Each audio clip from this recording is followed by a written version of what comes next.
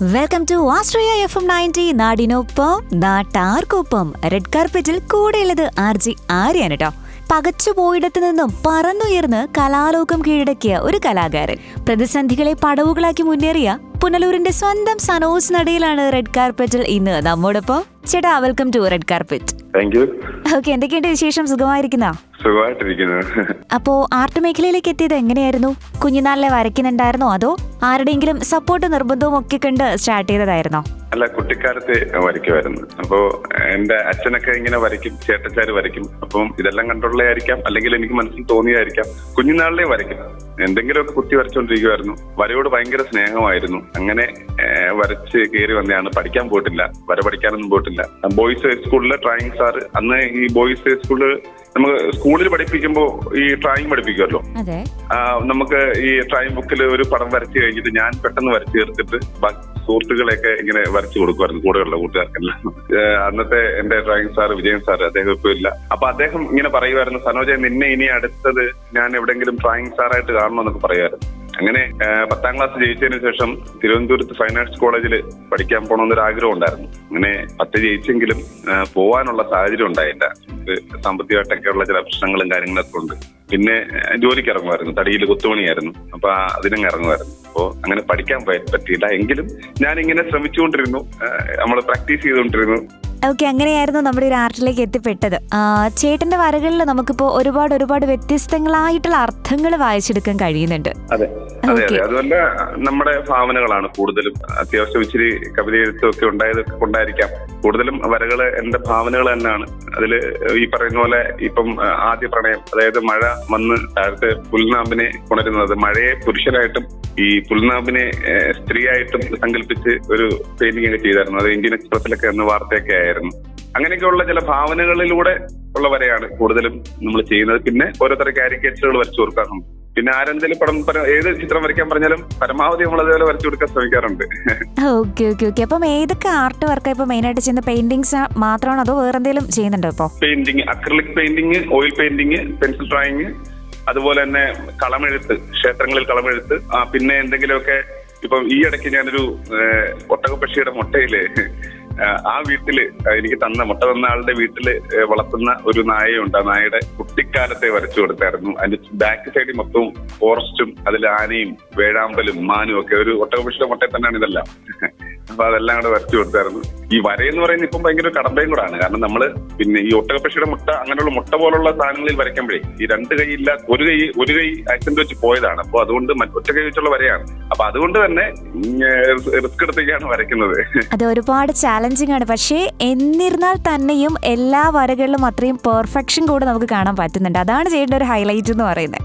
അല്ല, ഞാൻ ഇതൊരു സത്യം പറഞ്ഞാല് മാക്സിമം അതാണ് ഞാൻ ശ്രമിക്കുന്നത്. പരമാവധി എന്റെ മാക്സിമം. എന്നെക്കാളും മനോഹരമായിട്ട് വരയ്ക്കുന്ന ഒരുപാട് പേര് നമുക്ക് ചുറ്റുമുണ്ട്. പക്ഷെ ഇവിടെ നല്ല സപ്പോർട്ടിങ് എനിക്ക് കിട്ടുന്നതെന്ന് പറഞ്ഞാല് എന്റെ വലത് കൈ നഷ്ടമായതിനു ശേഷം ഈ ഇടത് കൈ വെച്ച് പ്രാക്ടീസ് ചെയ്തെടുത്ത് വരയ്ക്കുന്നതാണ്. ഇപ്പോ ഞാൻ കുട്ടിക്കാലത്ത് വരച്ച് വന്നതെല്ലാം വലത് കൈ വെച്ചായിരുന്നു. ഇപ്പൊ ഇടത് കൈ വെച്ചാണ് വരയ്ക്കുന്നത്. ആ വര കൊണ്ട് പരമാവധി ഞാൻ പിന്നെ ഫിനിഷിങ് കൊടുക്കാറുണ്ട്. അതുപോലെ തന്നെ ഹാപ്പി ആയിട്ടാണ് വരയ്ക്കാറ് ഉള്ളത്. അപ്പൊ അത് തന്നെ പടങ്ങളില് നമ്മൾ വരയ്ക്കുന്ന ആളുടെ മാനസികാവസ്ഥ പോലെ തന്നെ ആ ചിത്രങ്ങളിലും അല്ലെങ്കിൽ ഏത് കലാരൂപത്തിലായാലും പ്രതിഫലിക്കുമെന്നാണ്. അതെ, തീർച്ചയായിട്ടും നമുക്കൊരു പോസിറ്റീവ് എനർജി ഈ ചിത്രങ്ങളിൽ നിന്നൊക്കെ കിട്ടുന്നുണ്ട്. ലേറ്റസ്റ്റ് ആയിട്ട് ഒരു പെയിന്റിംഗ് കണ്ടിരുന്നു, ചിറകില്ലാത്തവർ വച്ചു കെട്ടി പറക്കട്ടെ. അതിനെ കുറിച്ച് ഞാൻ ഇങ്ങനെ ഓടുന്നതാണ്. ഇപ്പം വലത് കൈ അറ്റ വലത് കൈയാണ്. അപ്പൊ അവിടെ ഒരു ചിറക് വെച്ച് കെട്ടിയിട്ട്, അപ്പൊ ഞാൻ എന്നിട്ട് എനിക്ക് ക്യാപ്ഷൻ കൊടുത്തത് ചിറകില്ലാത്തവർ വച്ചു കെട്ടി പറക്കട്ടെ എന്നുള്ളതല്ലേ.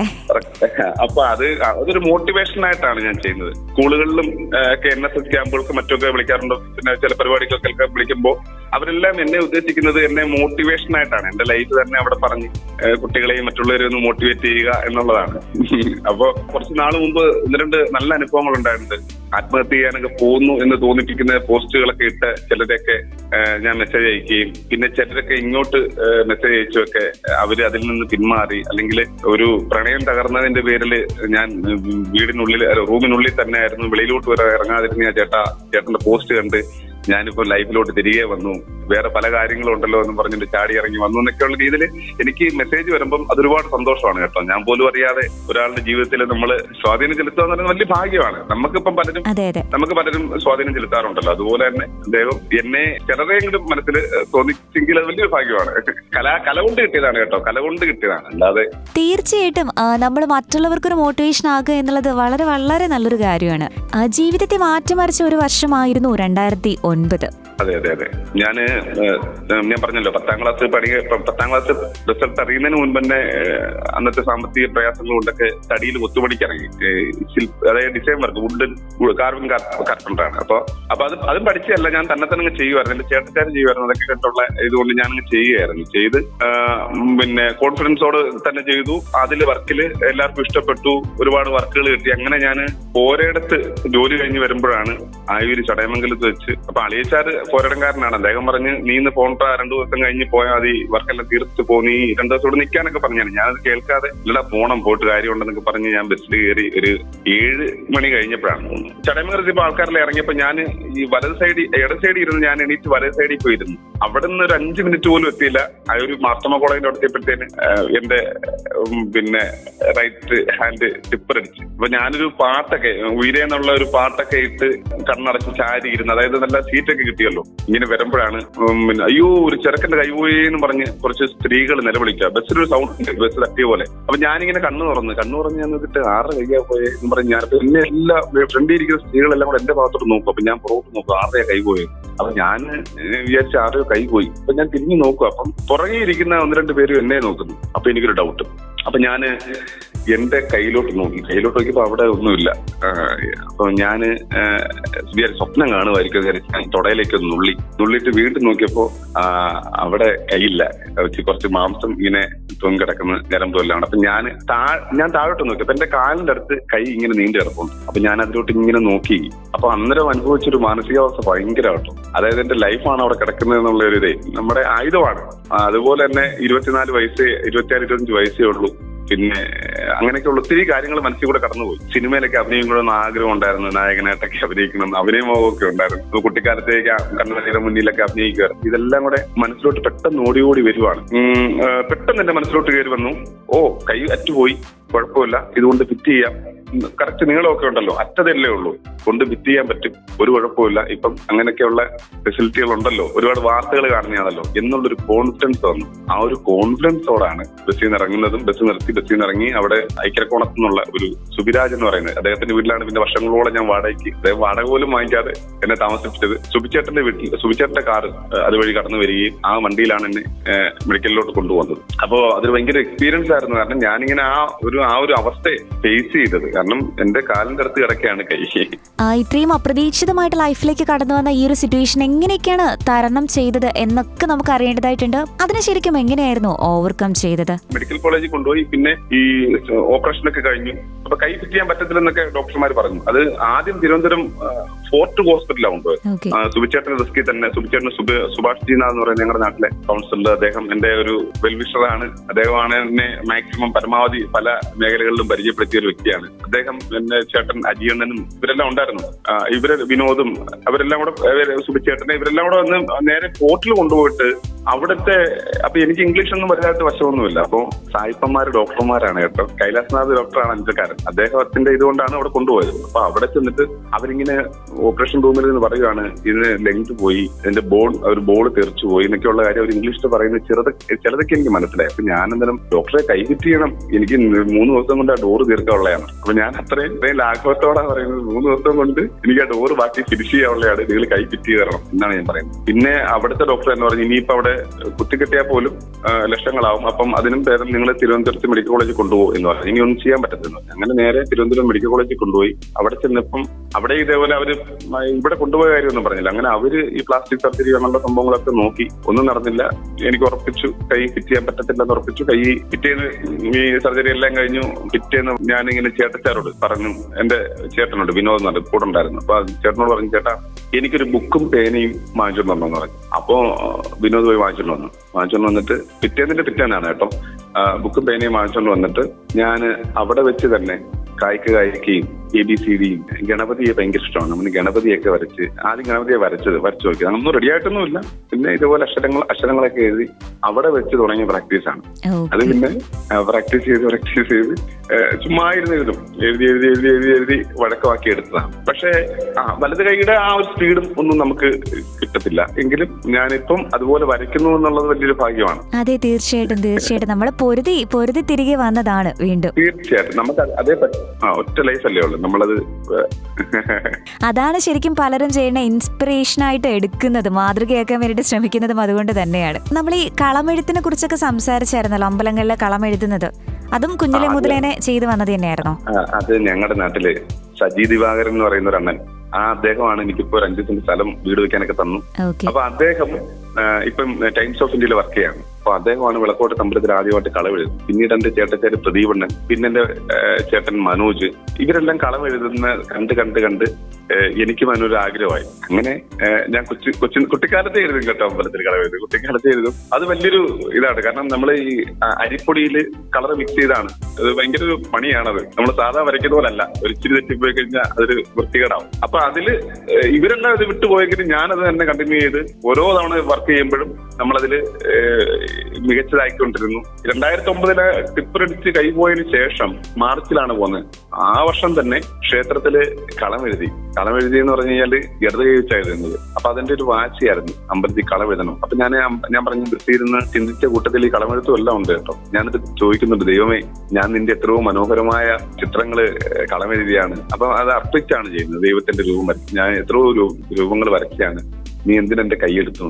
അതുപോലെ തന്നെ നെയ്ത്തൂക്കിൽ ഒരു മാതാവിന്റെ കുരിശടിയുണ്ട്. ഞാൻ അവിടെ ഇങ്ങനെ കുരിശ് വരച്ചിരിക്കാൻ ഞാൻ മാതാവിന്റെ മുന്നിൽ കൂടെ പോയപ്പോഴും ഞാൻ ചോദിച്ചു, എന്തിനാ മാതാവ് എന്റെ കൈയെടുത്തിട്ട്. പക്ഷെ പിന്നീട് എനിക്കത് മനസ്സിലായത്, ഇന്ന് എന്നെ 10 പേര് അറിയുന്നതും നിങ്ങൾ ഉൾപ്പെടെ വിളിക്കുന്നതും അന്നത് സംഭവിച്ചുകൊണ്ടാണ്. കാരണം ആ വലത് കൈ വെച്ച് വരയ്ക്കുന്ന അല്ലെങ്കിൽ കൊത്തുപണി ചെയ്യുന്ന ഒരാളെ ചിലപ്പം എത്രത്തോളം ലോകം അറിയുമെന്ന് അറിയത്തില്ല. പക്ഷെ ഈ ഇടത് കൈ വെച്ച് വരയ്ക്കുന്ന ഒരാളെ പിന്നീട് ലോകം മൊത്തം അറിഞ്ഞു. അതെ, ഒരുവിധപ്പെട്ട ചാനലുകളിലും പത്രങ്ങളിലും എല്ലാം എത്തി. യൂസഫ് അലി സാറിൽ വരെ എത്തി എന്നത് വലിയൊരു ഭാഗ്യമാണ്. അത് വഴിയേ പറയാം.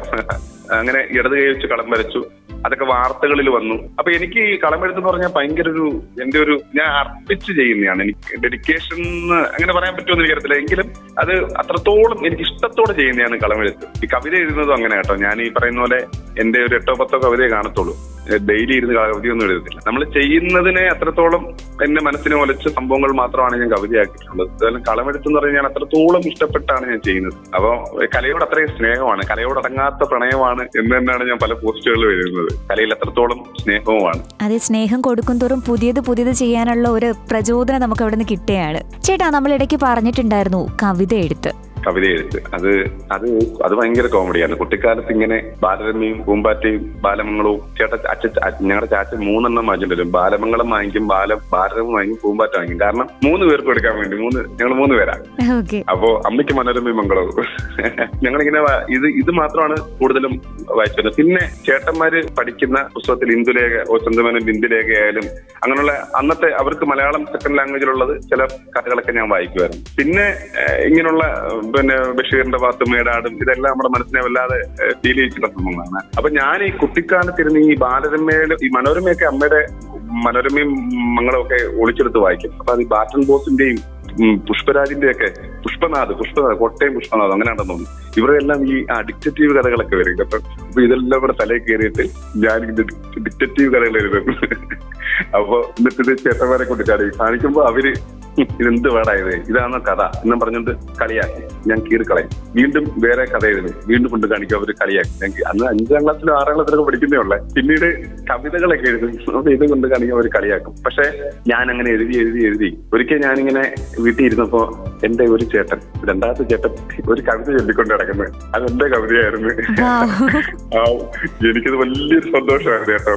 അത് കഴിഞ്ഞിട്ട് ഞാനിങ്ങനെ എന്റെ കവിതകള് ചൊല്ലുന്നത് കേട്ട് അയാളും ചൊല്ലി, മൂത്താളും ചൊല്ലി. അപ്പൊ എനിക്ക് കിട്ടിയ 2 അവാർഡുകളാണ് ഇവർ 2 പേരും എന്റെ കവിത ചൊല്ലിയത്. പിന്നീട് ഞാനിങ്ങനെ എന്റെ കവിതകളില് പിന്നെ ഞാൻ ബസ്സിലിരുന്ന് കവിത എഴുതിയിട്ടുണ്ട്, ജോലിക്ക് പോയിട്ട് വരുന്നത്. അതിന്റെ ആ ഒരു കവിത എന്ന് പറഞ്ഞാലും, ഇരുൾ വീണ വഴിയിലൂടിന്നും നടന്നു ഞാൻ, കൂട്ടരെ തേടിയലഞ്ഞു, നിഴലും നിലാവും ഒരുപോലെ എന്റെ തൂലികത്തുമ്പിൽ വിരിഞ്ഞു, നിഴൽ വീണ വഴികളിൽ ഞാനും നിഴലും ആകെ പകച്ചെന്നു നിന്നു. കാളുമൻ ഹൃദയത്തിനാത്മരാഗം വിലപിച്ചുകൊണ്ടേയിരുന്നു. ഒരു തന്തി മാത്രമൻ തമ്പുരുവിൽ അഴിയാതെ അടരാതെ നിന്നിരുന്നു. ഈ ഒരു തന്തി മാത്രമൻ തമ്പുരുവിൽ നിന്ന് ഉദ്ദേശിച്ചതേ അന്ന് ഞാൻ എന്റെ സ്നേഹത്തെയാണ് ഉദ്ദേശിച്ചത്. പക്ഷെ ഈ എന്റെ ജീവിതത്തിൽ അത് സംഭവിച്ചു. ഒരു തന്തി മാത്രമായി ആ ജീവിതത്തെ തന്നെ പകർത്തി എഴുതിയ കവിത നമ്മളിപ്പോ കേട്ടു. ഏറ്റവും ഇഷ്ടപ്പെട്ട് എഴുതിയ അല്ലെങ്കിൽ ആ ലൈഫിലെ ഏതെങ്കിലും ഒരു ഇൻസിഡന്റിലൂടെ കടന്നുപോയ സമയത്ത് എഴുതിയ ഒരു കവിത? ഞാൻ ഗാന്ധി ഭവനിൽ ചെന്നപ്പോ അതിനിടയ്ക്ക് ചെറിയ കൊച്ചു കൊച്ചു കവിതകളൊക്കെ എഴുതും. അങ്ങനെ പത്തനാപുരത്ത് ഗാന്ധി ഭവനിൽ ചെന്നപ്പോ അവിടുത്തെ അമ്മമാരെ എല്ലാം കൂടെ കണ്ടിട്ട് എനിക്കൊരു കവിത എഴുതാൻ തോന്നി. കവിതയുടെ ആശയം എന്ന് പറഞ്ഞാൽ ഒരു അനാഥാലയത്തിലെ ഒരു അമ്മ തന്റെ മകന് എഴുതുവാൻ ആഗ്രഹിക്കുന്ന ഒരു കത്താണ് ആ കവിത. കുറിമാനമൊന്നെഴുതുന്നു ഞാൻ അഭിമാനം വെടിഞ്ഞെന്റെ പൊന്മകനെ. കുറിമാനമൊന്നെഴുതുന്നു ഞാൻ അഭിമാനം വെടിഞ്ഞെന്റെ പൊന്മകനെ. ആദ്യമായി നൽകിയ ചുംബനം പോലുമീ ചുണ്ടിന്റെ നേരിൽ മറഞ്ഞിരിപ്പൂ. പിഞ്ചിളം ചുണ്ടിലെ അമ്മ എന്നൊരു വിളി പുഞ്ചിരിയാൽ ഞാൻ ഏറ്റുവാങ്ങി. പിഞ്ചിളം ചുണ്ടിലെ അമ്മ എന്നൊരു വിളി പുഞ്ചിരിയാൽ ഞാൻ ഏറ്റുവാങ്ങി. തഞ്ചത്തിലന്നു നീ കൊഞ്ചി കുഴഞ്ഞെന്റെ നെഞ്ചത്തിലേറി ചിരി വിതറി.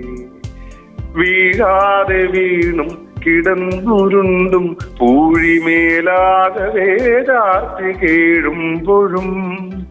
വീഴാതെ വീണും കിടന്നുരുണ്ടും പൂഴിമേലാതെ വേദാർത്തി കേഴുമ്പോഴും. എൻ മുലപ്പാൽ നുകർന്നലിയാത്ത ദുഃഖങ്ങൾ ഒന്നുമെൻ മകനു ഞാൻ നൽകിയില്ല. എൻ മുലപ്പാൽ നുകർന്നലിയാത്ത ദുഃഖങ്ങൾ ഒന്നുമെൻ മകനു ഞാൻ നൽകിയില്ല. അപ്പോ ചേട്ടൻ സ്വന്തമായിട്ട് എഴുതിയതിൽ ഏറ്റവും ഫേവറേറ്റ് ആയിട്ടുള്ള ഒരു കവിത കൂടെ നമ്മുടെ പ്രിയപ്പെട്ട ലിസണേഴ്സിന് വേണ്ടി ഒന്ന് ചൊല്ലാവോ? അത് ഭൂമി കറുത്തതാണെന്നുള്ള കവിതയാണ്. ഓക്കെ. അപ്പൊ അത് ഇന്ന് ഇന്ത്യയിൽ ജീവിക്കുന്ന ഒരു സാധാരണക്കാരന്റെ ഭയം കലർന്ന ചിന്തകളും ചോദ്യങ്ങളും മാത്രമാണ്. കോരനെയും മക്കളെയും കൊന്നിട്ട് മൂടിയിട്ടൊരാകാശഗോപുരം തീർത്തിട്ടു നീ. ഘോരപ്പക എന്തു തമ്പിരാനേ നിന്റെ വായിൽ പഴുതുണ്ടോ തിന്നിടാനേ. കോരനെയും മക്കളെയും കൊന്നിട്ട് മൂടിയിട്ടൊരാകാശഗോപുരം തീർത്തിട്ടു നീ. ഘോരപ്പക എന്തു തമ്പിരാനേ നിന്റെ വായിൽ പഴുതുണ്ടോ തിന്നിടാനേ. വയലില്ല നിലമില്ല ചളിയില്ല ചരലില്ല കളിവള്ളമോടുന്ന തോടുമില്ല. വയലില്ല നിലമില്ല ചളിയില്ല ചരലില്ല കളിവള്ളമോടുന്ന തോടുമില്ല. നീർച്ചാലിലുള്ളോരിലച്ചാർത്തു നീക്കിയിട്ട് ദാഹം കെടുത്തും സ്മൃതിയുമില്ല. പാടം പകുത്തിട്ട് കാളകൂടം വിഷം തുപ്പുന്ന നാടുകൾ ചുടുകാടുകൾ. നീ എന്റെ ഓണത്തിലൊരു തെല്ലുകാറ്റേറ്റ് ഇളകി തുടിക്കുന്ന പൂക്കളില്ല. ഇനി എന്റെ ഓണത്തിലൊരു തെല്ലുകാറ്റേറ്റ് ഇളകി തുടിക്കുന്ന പൂക്കളില്ല. തുമ്പികൾ വണ്ടുകൾ പൂമ്പാറ്റകൾ വന്ന് താളത്തിലാടുന്ന കാലമില്ല. ഇങ്ങനെ അങ്ങ് പോവും. വാവ്, എന്തായാലും നമ്മുടെ ജീവിതം തന്നെ പറിച്ച് എഴുതി വെച്ചിരിക്കുകയാണല്ലേ. തീർച്ചയായിട്ടും ഞാൻ കുറുമാനം കവിത എനിക്ക് കിട്ടിയ ഏറ്റവും വലിയ അവാർഡ് എന്ന് പറഞ്ഞാൽ കുറുമാനം കവിത. ഞാൻ പിന്നീട് ഗാന്ധി ഭവനിൽ ചൊല്ലിയപ്പോ അവിടുത്തെ അമ്മമാരെല്ലാം കൂടെ വന്ന് എന്നെ കെട്ടിപ്പിടിച്ച് കരയൊക്കെ ചെയ്തു. ഇത് എവിടെങ്കിലും ഒക്കെ പോയി ചൊല്ലുമ്പോ അമ്മമാര് ഓടി വന്ന് അതിന്റെ അവസാനത്തെ ലൈനുകളൊക്കെ ചിലപ്പോൾ അങ്ങനെ ടച്ചിങ് ആയതുകൊണ്ടായിരിക്കാം അവർക്ക്, അല്ലെങ്കിൽ ആ മക്കളെ അതുപോലെ സ്നേഹിച്ചിരുന്ന അവർക്ക് പിന്നെ മക്കളാൽ ഉപേക്ഷിക്കപ്പെട്ടതുകൊണ്ടായിരിക്കാം അവര് വന്ന്. ഓക്കെ, കംപ്ലീറ്റ് നമ്മുടെ ലൈഫായിട്ട് ഇങ്ങനെ ടച്ച് ചെയ്ത് എഴുതുന്നത് കൊണ്ട് എല്ലാം അതിനകത്ത് അടങ്ങിയിട്ടുണ്ടാവുമല്ലോ. അതെ അതെ, എനിക്ക് ഒരുപാട് പദസമ്പത്തൊന്നുമില്ല, നമുക്കറിയാവുന്ന കാര്യങ്ങൾ വെച്ചുള്ള കവിത വെച്ചാണ്. ഓക്കെ, ഒരുപാട് ചിത്രങ്ങളെ കുറിച്ചൊക്കെ സംസാരിച്ചപ്പോ ചിത്ര പ്രദർശനങ്ങൾ, എക്സിബിഷൻസ് ഒക്കെ ഒരുപാട് ഇങ്ങനെ ചെയ്തിട്ടുണ്ടല്ലോ. പിന്നെ എന്റെ ഒരു സുഹൃത്ത് ഐക്യൂസിന്റെ ഷാഫി മുഖാന്തരം കൊച്ചിയില് എക്സ്പോ 2022 ആണെന്ന് തോന്നുന്നു, അതിൽ പ്രദർശനം ഉണ്ടായിരുന്നു. അതുപോലെ തന്നെ പുല്ലൂർ ഫെസ്റ്റിന് പ്രദർശനം ഉണ്ടായിരുന്നു. വേറെ അങ്ങനൊന്നുമില്ല, ഇത് രണ്ടോ ചെയ്തേ. എനിക്ക് എന്റെ വലിയൊരു ആഗ്രഹം എന്ന് പറഞ്ഞാൽ ഒരു കൂടുതലും ഭാവനയിലുള്ള ചിത്രങ്ങളായതുകൊണ്ട് ഒരു 19 ചിത്രമെങ്കിലും നല്ല പെയിന്റിങ് ചെയ്തിട്ട് അതിന് കാര്യമായിട്ട് തിരുവനന്തപുരത്ത് വാങ്ങണം, പിന്നെ കൊണ്ടുവന്ന് പ്രദർശിപ്പിക്കണം. അല്ലെങ്കിൽ വിദേശത്തൊക്കെ ആയാലും ആരുടെയും സ്പോൺസർ ചെയ്യുകയാണെങ്കിൽ അവരെ മുഖാന്തരം വാങ്ങണം ഈ പെയിന്റിങ് പ്രദർശനം നടത്തണം വലിയൊരു ആഗ്രഹമുണ്ട്. കാരണം പെയിന്റിങ് പുറം ലോകത്തോട്ടൊക്കെ ചെല്ലണമെന്നുള്ള എന്റെ ഒരു ഇംഗ്ലീഷുകാരുടെ ഒരു ഫേസ്ബുക്ക് അക്കൗണ്ട്, ഒരു വരപ്പുകാരുടെ ഉണ്ട് കേട്ടോ. അപ്പൊ അതിൽ ഞാൻ ഈ പറഞ്ഞ എന്റെ ഒരു പെയിന്റിങ് ഇട്ടായിരുന്നു, ഒരു 3D പെയിന്റിങ് ഇട്ടായിരുന്നു. അപ്പൊ ഒരു കടയിൽ വരച്ചാണ്, ഒരു സ്രാവ് ഇങ്ങനെ പുറത്തോട്ട് ചാടുന്നത്. അപ്പൊ അത് കണ്ടിട്ട് അവര് അതിനെ ഒരുപാട് കമന്റ് ഒക്കെ വന്നായിരുന്നു, നല്ല കമന്റുകൾ. ഞാൻ ഉദ്ദേശിക്കുന്നത് ഇപ്പൊ കൊച്ചിയിൽ മറൈൻ ഡ്രൈവിലോ അങ്ങനെയൊക്കെ അവിടെയൊക്കെ പോയി പ്രദർശനം നടത്തിയാൽ വിദേശികളൊക്കെ വരുമ്പോഴേ അവർക്കത് ഇഷ്ടപ്പെടുകയും ചിലപ്പോ ലൈഫ് തന്നെ മാറാനും സാധ്യതയുണ്ട്. ഒരൊറ്റ പെയിന്റിങ് മതി ലൈഫ് മാറാൻ. ഒരൊറ്റ പെയിന്റിങ്ങിലൂടെ ലൈഫ് മാറുകയും ചെയ്തായിരുന്നു കേട്ടോ, അത് പറഞ്ഞില്ലല്ലോ. ഒരൊറ്റ പെയിന്റിംഗ് ലൈഫിലെ ഒരു ടേണിംഗ് പോയിന്റ് ആയി മാറിയിട്ടുണ്ടായിരുന്ന ആ ഒരു ചിത്രത്തെ കുറിച്ച് യൂസഫ് അലി സാറിന് ഞാനൊരു ചിത്രം വരച്ച് അത് ഹരിപത്തനാപുരം വഴി ഐപ്പൊള്ളിക്കാടം വഴി അദ്ദേഹത്തിലെത്തി, GCN അനന്തു വഴി അങ്ങനെ എല്ലാവരും ചേർന്ന് അത് അദ്ദേഹത്തിലെത്തി. അദ്ദേഹം എന്നെ വിളിപ്പിച്ചു, അവിടെ ചെന്ന് കണ്ടു. അദ്ദേഹം എനിക്ക് വീട് വെക്കാൻ പൈസ തന്നു. അപ്പോ എന്റെ ഏറ്റവും വില കൂടിയ ചിത്രം അദ്ദേഹത്തിന് കൊടുത്തതാണ്. 15 ലക്ഷം രൂപ. അവൻ വീടുമായി. ഇമ്പം എന്നാണ് വീടിന്റെ പേര്. ഒരുപാട് പേരുടെ ഇമ്പം കൊണ്ട് കിട്ടിയതല്ലേ, അപ്പൊ അതുകൊണ്ട് ഇമ്പം വീടിന് പേര് വിട്ട്. അപ്പൊ അങ്ങനെ പെയിന്റിങ് പുതിയ ആശയങ്ങൾ വരയ്ക്കണമെന്ന് ഭയങ്കര ആഗ്രഹമാണ്. പിന്നെ ഇതിന്റെ പ്രശ്നം എന്ന് പറഞ്ഞാൽ നമുക്ക് ഈ പറയുന്ന പോലെ സാമ്പത്തികം ഭയങ്കര പ്രശ്നമാണ്. വരയ്ക്കുന്നതും പിന്നെ എന്റെ ക്യാൻവാസ് ആയാലും അതിലെല്ലാം ഉപരി ഫ്രെയിമിങ്ങിനാണ് ഏറ്റവും കൂടുതൽ കാശ്. നമുക്ക് നല്ല ഒരു 19 ചിത്രം വരച്ച് ഇതുപോലെ പ്രദർശിപ്പിക്കണമെന്ന് വലിയ ആഗ്രഹമുണ്ട്, നമ്മൾ ചെയ്യും. തീർച്ചയായിട്ടും എത്രയും വേഗത്തിൽ തന്നെ അത് സാധിക്കട്ടെ. നമ്മൾ ആത്മാർത്ഥമായിട്ട് ആഗ്രഹിക്കുന്നത് എന്ത് നമ്മളിലേക്ക് വന്നു ചേരുന്നല്ലേ. തീർച്ചയായിട്ടും. വരയോടും കവിത എഴുത്തിനോടൊപ്പം തന്നെ മനസ്സിൽ ചേർത്ത് വെച്ചതായിരുന്നു സിനിമാ മോഹം എന്ന് പലതവണ പറഞ്ഞിട്ടുണ്ടായിരുന്നു. കുറേയേറെ ഷോർട്ട് ഫിലിംസ് ഒക്കെ ചെയ്തത് ഇപ്പോ കരിമ്പടം എന്ന മൂവിയിൽ എത്തി നിൽക്കുകയാണ്. അതിന്റെ വിശേഷങ്ങൾ. ഞാന് ദ മാസ്ക് എന്ന് പറയുന്ന ഒരു ഷോർട്ട് ഫിലിം സംവിധാനം ചെയ്തായിരുന്നു.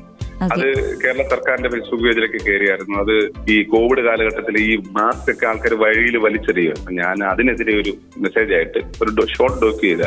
അപ്പൊ അത് ചെയ്താണ്. പിന്നെ ഷോർട്ട് ഫിലിമുകളിൽ അഭിനയിച്ചു. പിന്നെ ഒത്തിരി ഷോർട്ട് ഫിലിമുകളിൽ അഭിനയിച്ചു. ഇപ്പം ഒരു ചെറിയൊരു സിനിമയിൽ അഭിനയിക്കുന്നുണ്ട്, കരിമ്പടം എന്ന് പറയുന്നത്. അമ്ലാദ് ജലീലും അനസും എല്ലാം കൂടെ ചേർന്ന് ചെയ്യുന്ന ഒരു കരിമ്പടം എന്ന് പറയുന്ന കൊച്ചു സിനിമയില്, കൊച്ചല്ല ഇച്ചിരി നല്ല സിനിമയാണ്. മധുബാലകൃഷ്ണനൊക്കെയാണ് പാട്ട് പാടിയേക്കുന്നത്. അപ്പം അതില് അഭിനയിച്ചുകൊണ്ടിരിക്കുകയാണ്. സിനിമ എന്റെ വലിയ ഞാൻ പറയുവായിരുന്നു, എന്റെ കാമുകിയാണ് സിനിമ. അപ്പൊ ആ കാമുകിയെ ഞാൻ എന്തായാലും സ്വന്തമാക്കും. അതെ, തീർച്ചയായിട്ടും ഈ ഒരു സിനിമ അതിന്റെ ഒരു ആദ്യത്തെ ചവിട്ടുപടി തന്നെയാണ്. ആകട്ടെ, ഒരുപാട് ഉയരങ്ങൾ ഇനിയും കീഴടക്കാനുണ്ട്. പിന്നെ ഒരു കാര്യം കൂടെ എടുത്ത് പറയാനുണ്ട്. ഞാൻ ഈ പറയുന്ന പോലെ ഈ മാധ്യമങ്ങൾ എന്റെ ജീവിതത്തിൽ ഒരുപാട് സ്വാധീനം ചെലുത്തും. മാധ്യമങ്ങൾ എന്ന് പറഞ്ഞാൽ അവരെന്നെ ഒരുപാട് ഇന്ന് 10 പേരെങ്കിലും അറിയുന്ന ഒരാളാക്കാൻ ഈ മാധ്യമങ്ങൾ നല്ല രീതിയിൽ തന്നെ സഹായിച്ചിട്ടുണ്ട്. എല്ലാ മാധ്യമങ്ങളും അതിനുള്ള നന്ദിയും പറഞ്ഞേ പറ്റിട്ടുള്ളൂ. കാരണം തീർച്ചയായിട്ടും.